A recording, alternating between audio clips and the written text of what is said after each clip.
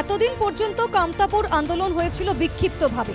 এই আন্দোলনে প্রত্যক্ষভাবে যুক্ত ছিল না অসম বা কোচবিহারের রাজপরিবারের কোনো সদস্য।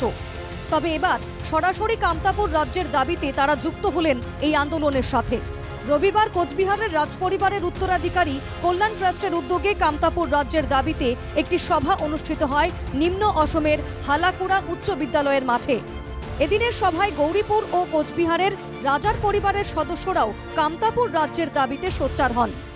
যার উদ্দেশ্য হচ্ছে আমার 500 বছরের যে ঐতিহ্যশালী আমার যে ঐতিহ্য, ইতিহাস, সংস্কৃতি বা পৃথিবীর মধ্যে অন্যতম জায়গা নিয়ে আছে, সেই কালচারও আমরা তুলে ধরবে কনভেনশনের মাধ্যমে।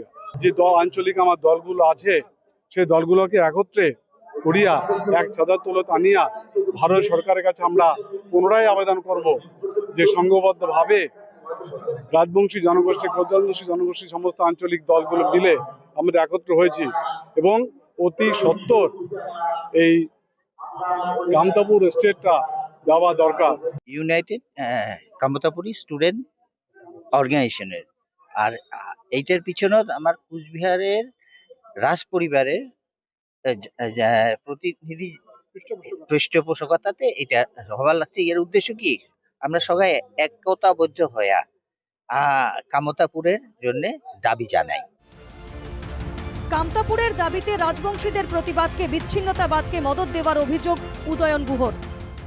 এখন কেউ কেউ রাজপরিবারের সদস্য হিসেবে নিজেদের দাবি করে তারা ওই নামটাকে রাজাদের সাথে মিল করে রেখেছে, কিন্তু খুঁজতে গেলে দেখা যাবে যে দূরবীন দিয়েও দেখা যাবে না এমন সব রাজপরিবারের সদস্য।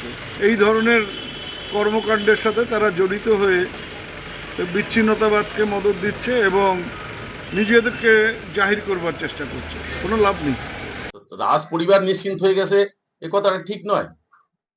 বংশ পরম্পরা থাকবে এবং আছে। উনি যেটা ব্যাখ্যা দিচ্ছেন সেটা ঠিক দেন।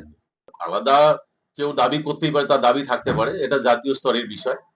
এই বিষয়ে আমার মন্তব্য নেই, কিন্তু ওনারা যেটা বলছে সেটা ঠিক নয়। নিম্ন অসমের বেশ কয়েকটি জেলাতেও বহু কোচ সম্প্রদায়ের মানুষ রয়েছেন, তারাও পৃথক কামতাপুরের দাবি রাখেন। কোচবিহারের মহারাজার চুক্তি অনুযায়ী কোচবিহারকে গ শ্রেণীর রাজ্যের মর্যাদা দেওয়া হয়নি।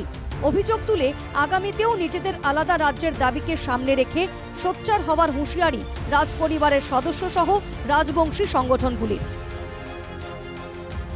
কোচবিহার থেকে অমিত সরকারের রিপোর্ট, NKTV বাংলা।